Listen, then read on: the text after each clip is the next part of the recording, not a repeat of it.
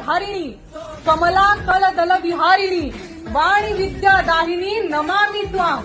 मतलब जब भारत माता का भी वर्णन हुआ तो तुम्ही दुर्गा दश प्रहरण धारिणी, वो दशभुजा देवी का अवतार बनाया। जब दशभुजा देवी ने अवतार लिया था तो वो कैसी हुई थी? उन्होंने बोला था कि अहंग दुर्गी अहंग राष्ट्री, मतलब मैं दुर्गा हूँ और मैं एक राष्ट्र हूँ। और मेरा राष्ट्र का सामर्थ्य कैसे बनता है?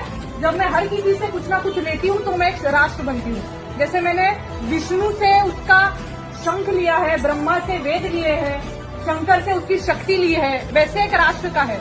जब हम भारत माता को कुछ देते हैं तो वो एक राष्ट्र बनती है। इसलिए कि हमको अभी ये समझना पड़ेगा कि जहाँ धार्मिक एकत्रीकरण होता है वहाँ राष्ट्रीय जागरण करना भी उतना ही आवश्यक है। आप सबने एक भजन सुना होगा, वैसी परिस्थिति हमारे देश की है। समय कम है, लंबी है मंजिल, तुम्हें तेज कदम चलना होगा। हे परम तपस्या के पति, तुम्हें नूतन पथ रचना होगा। तो नूतन पथ रच के ही हमको चारित्र निर्माण से राष्ट्र निर्माण तक कहीं ना कहीं जाना है। इसलिए मैं ये वीर रस की अटल जी की एक कविता बोलती हूँ, जिसमें अटल जी ने वर्णन किया है भारत माता का।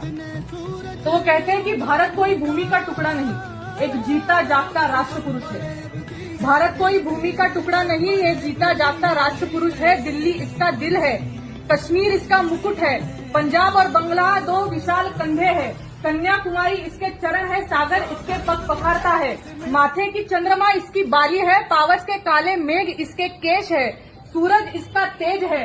ये वंदन की धरती है, अभिनंदन की धरती है, ये अर्पण की भूमि है, ये तर्पण की भूमि है।